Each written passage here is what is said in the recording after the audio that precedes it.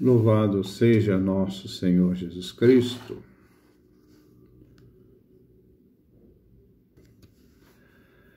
Nós vamos dar continuidade ao nosso terceiro abecedário espiritual de Francisco de Osuna.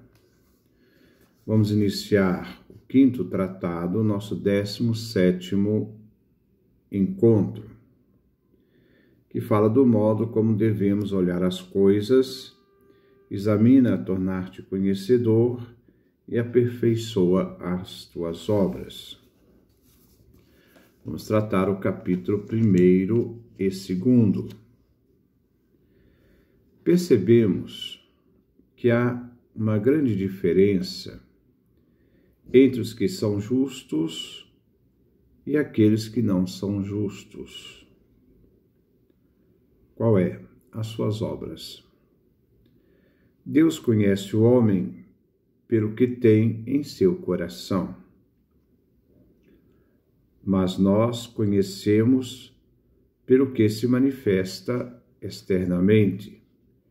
Isto é, Deus conhece a interioridade mais profunda da nossa vida.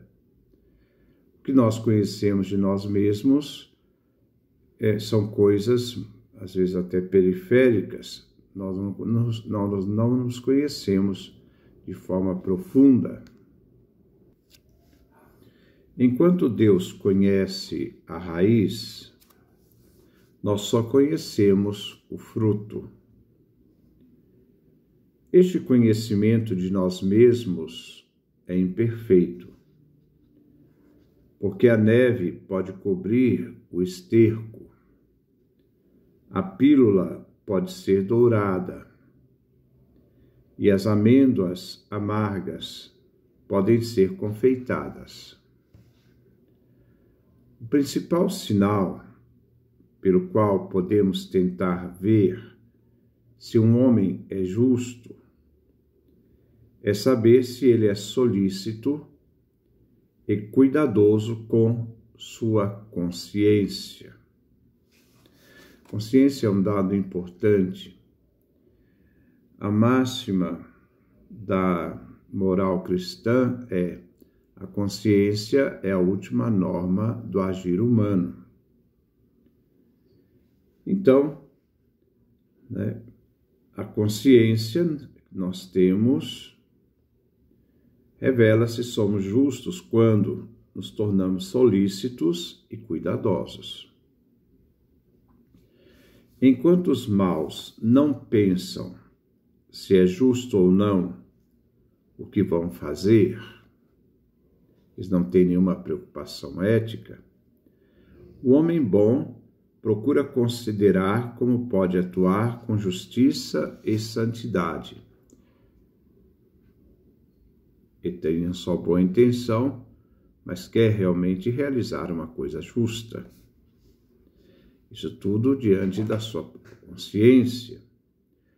Se queres ser contado como justo, deve seguir os conselhos que damos no início deste tratado.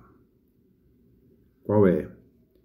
Examina, torna-te conhecedor e aperfeiçoa as tuas obras. Todo homem é obrigado a ver e conhecer o que faz, saber se peca ou não peca, ter consciência disso. Muito mais o justo está obrigado a examinar e aperfeiçoar as suas obras, sempre numa atitude de vigilância.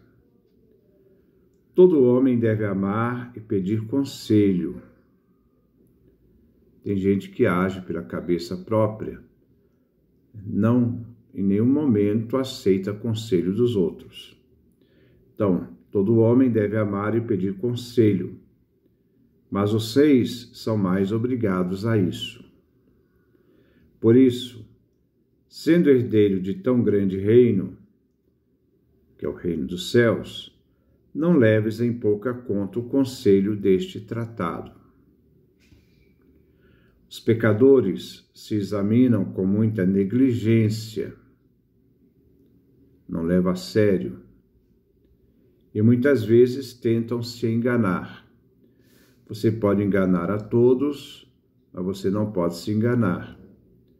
Muitas vezes queremos fazer dos nossos desejos a nossa verdade, mas desejo é fantasia, quando não está enraizado em princípios que nos levam a coisas melhores. Já os justos são provados no fogo como o ouro, e o fogo aperfeiçoa o ouro. Assim Deus exige dos justos que examinem bem suas obras e se aperfeiçoem dia após dia, para que do forno de suas consciências saiam cada dia, como ouro, melhores obras. Do primeiro ponto, exame. O nosso tratado apresenta 3 conselhos. Primeiro, examina. Segundo, torna-te conhecedor. Terceiro, aperfeiçoa as tuas obras. O primeiro que vamos tratar aqui é o exame das coisas duvidosas e perigosas. O homem sábio andará com temor em tudo, nos fala o livro do Eclesiástico, capítulo 18, versículo 20. E dos maiores perigos, mais temor. Os marinheiros temem naufragar e por isso levam mapas e muitos equipamentos, instrumentos de ajuda. Examinam com cuidado a rota e mesmo assim receiam se perder. Nossa vida se compara à navegação em alto mar. Isso aqui é uma analogia. E nossa alma é como um barco que quer se salvar. Os que andam em águas perigosas se examinem melhor, oferecem sacrifícios e fazem promessas. E se escapam com vida, agradecem muito ao Senhor. Faço esta comparação porque, na vida, precisamos enfrentar muitas ondas e tempestades. E quem não se exercita nas virtudes, afunda, isto é, perece, diante dessas dificuldades. Mas quem se exercita nas virtudes e nos exercícios de piedade são como aquela barca onde Cristo dormia e repousava. Enquanto dormia, o mar se agitou. Muitas vezes, enquanto Deus está conosco, temos tentações, dificuldades, lutas. O Senhor as permite, isto é, nossas tentações, dificuldades e lutas, então Deus permite para provar nossa confiança. E creio que a tempestade não cessa enquanto Ele não a manda se calar. Devemos, portanto, como único remédio, pedir ao Senhor que nos salve, devolvendo-nos tranquilidade e paz. O vento próspero, onde nossa nave deve navegar, é a inspiração do Espírito Santo. Se somos dóceis a este Espírito, a este vento, poderemos chegar ao porto da salvação. Deixar-se ser trabalhado pelo sopro divino na nossa vida, que quer sempre nos conduz a esse porto, que é o porto da salvação. Quando se obedece ao Espírito Santo, a palavra obedecer, não obedecer cega, uma obediência cega, obedecer significa saber ouvir, estar à disposição para ouvir. Então isso requer um discernimento, né? Então, quando se obedece ao Espírito Santo, o Espírito sopra e abre as velas, que são os nossos bons desejos de chegar a bom destino. Se as velas são os nossos bons desejos, devemos purificá-las, limpá-las, pois o porto a que nos dirigimos é o conhecimento de Deus.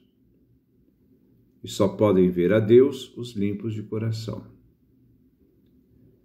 Não creias, irmão, naqueles que dizem que no caminho proposto por este livro há muitos perigos de salteadores. Se alguns foram assaltados é porque não se exercitaram nas virtudes. Se alguém morre no caminho, todos ficam com medo de percorrê-lo. Mas isso não é motivo para deixar de usá-lo. Basta ter mais cuidado. Penso que cada caminho traz consigo dificuldades e perigos. Todos que vão em uma barca têm medo, porque entre eles e a morte há só umas tábuas de madeira separando-os. Mas não podem se esquecer que o maior erro é deixar de usar a barca por medo, pois não poderão chegar ao porto que desejam. Quando Israel ia entrar em alguma batalha, Deus dizia: não tenhais medo. Então, não ter medo de nenhum desafio, nenhuma dificuldade, nenhuma afronta, de nada que nós possamos enfrentar. Essa confiança que vai nos fazer atravessar esse mar bravio. Então Deus dizia: não tenhais medo, não se amedronte o vosso coração, porque vosso Deus está no meio de vós. E muitas outras coisas lhes dizia: quem é medroso e de coração tímido, volte para sua casa, para que o coração de seus irmãos não desfaleça como o dele. Deuteronômio 20, versículo 8. Muitas vezes a pessoa medrosa que não tem coragem pode atrapalhar os outros que têm coragem. Então é melhor que ele se volte então à sua própria casa e ali fique para não contaminar os outros com seu pessimismo, com seu medo. Deus rejeita os medrosos, para que eles não amedrontem os demais também. Alguns dizem que os infiéis podem também ter a graça da contemplação e o contentamento interior, assim como fazer prodígios, falar em línguas e outros muitos dons que Deus dá aos homens. Mas algumas vezes, tudo isso é sinal de reprovação e levam à condenação. E por isso aconselham que é mais seguro que ninguém deseje provar neste mundo as delícias celestiais. Quer dizer, já que eles não estão atingindo o que devem atingir, eles vão fazer com que outros também não atinjam, dizendo então que não se deve provar neste mundo as delícias celestiais, pois nós podemos provar sim. Este conselho prejudica as pessoas simples e santas que se exercitam na contemplação e desejam, de acordo com o desejo e o coração de Deus, provar e saborear quão suave é o Senhor. Certa vez, li um livro que dizia coisas muito piedosas que me ajudaram a sair da tibieza, dessa fraqueza, e me aproximaram do Senhor. Conversei com uma pessoa letrada e lhe disse como o livro que estava lendo era útil e proveitoso para quem quer provar na terra o santo maná que Jesus envia do céu, fazer essa experiência na vida. Este homem, que eu procurei nessa pessoa letrada, respondeu-me dizendo que esse livro ia encaminhar muitas pessoas para o inferno, porque alimentava-as a provar as delícias das coisas do céu. Era a opinião dele. Agora tem outra opinião. Falei do mesmo livro para outro letrado, homem de muito saber e virtude. Ele disse-me que o havia lido e que tudo o que dizia sobre contemplação era muito bom. Então, duas pessoas letradas, duas posições diferentes. Então, muitas vezes, a gente quer se fundar no pensamento de um, nós devemos ver também o pensamento dos outros, para poder depois nos orientar sobre experiências que nós fizemos. Aqui no caso, ele deu um livro espiritual. Aprende destes pareceres tão contrários de dois letrados. E não sejas leviano ao ouvir alguém te falar mal da vida devota. Tem gente que fala mal da vida devota, dá mal da vida espiritual. Então, em nenhum momento,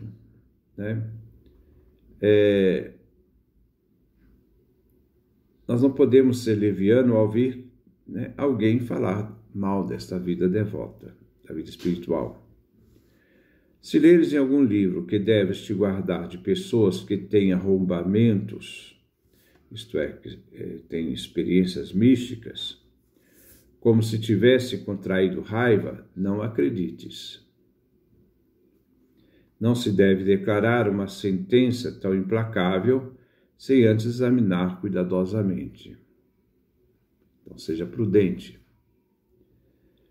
Alguns que, vendo em outras pessoas sinais místicos, logo as consideram loucas, enganadas, endemoninhadas.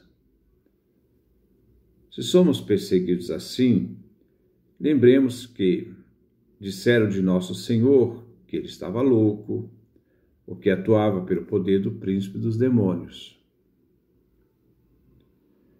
Como para desacreditar e, ao mesmo tempo, tentar desvalorizar aquilo que está acontecendo, principalmente quando também nós vemos aqui na vida mística. Quis padecer isso, tendo em vista o que alguns de seus irmãos iriam sofrer por ele. Aqueles que, por falta de santidade e sabedoria, não conhecem o que se passa com pessoas devotas, costumam reprová-las dizendo que nenhum santo fez algo semelhante. É o argumento deles, é argumento falso. Já que eles não são capazes de seguir esse caminho, também vamos desacreditar aqueles que fazem este caminho. Dizem isso sem saber como os santos viveram neste mundo. Mas sabemos que São Domingos, São Francisco e muitos dos seus irmãos experimentaram fenômenos místicos que não puderam acobertar. Diz o sábio: não está na mão do homem reter o espírito. Eclesiastes 8, capítulo 8, versículo 8. O homem não tem poder de reter aquilo que é divino.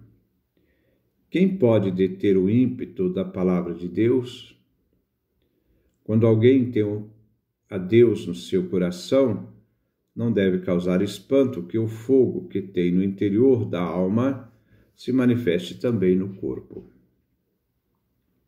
Volta aqui, irmão, ao conselho de examinar bem teus pensamentos e obras, para que não tenhas o juízo dos homens, conforme diz o livro do Eclesiástico. Filho, prova a tua alma durante a tua vida. Se coisa lhe é prejudicial, não lhe a concedas, porque nem todas as coisas convêm a todos. Nem todas as pessoas se comprazem nas mesmas coisas. Livro Eclesiástico, capítulo 37, versículo de 30 a 31.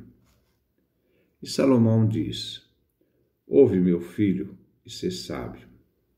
Dirige a tua alma pelo caminho direito. Provérbios, capítulo 23, versículo 19.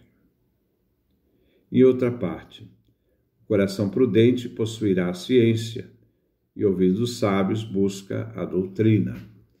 Provérbios capítulo 18, versículo 15. Deus faz muitas mercês para algumas pessoas, muitas graças concedidas, mas que não são solícitas em conservá-las e as perdem. Se queres mantê-las, deve ser prudente, examinando todas as coisas, com muita inteligência, com muita lucidez, não somente as grandes, mas também as pequenas, porque tudo tem um significado, nada é por acaso. Quem menospreza o pequeno, irá de mal a pior. Examina também os gestos do teu corpo, a forma como o teu corpo age, porque a carne tem falsas necessidades para enganar a pessoa. Se regalas o teu corpo, usa uma disciplina que doa bem, para que a preguiça seja bem remediada. Assim a usa alguns religiosos que, encontrando o corpo mal disposto ao rezar as matinas, logo se recuperam e se sentem bem. Então essa é a nossa reflexão do dia de hoje, né? Às vezes quando a pessoa, é um exemplo, as pessoas dizem assim, mas eu hoje não estou disposto a fazer isto, não estou disposto a ir à Eucaristia, não estou disposto a isso. Rompa com isso. Vá, faça o que tem que fazer. Porque aquele momento quer te impedir de fazer alguma coisa, mas quando você começa a fazer as coisas, você encontra gosto naquilo que você faz. Então não vamos deixar-nos ser vencidos por essas situações que querem nos impedir a começar a fazer o que devemos fazer. Que Deus nos dê a sua graça, a sua bênção, sua face resplandeça sobre nós.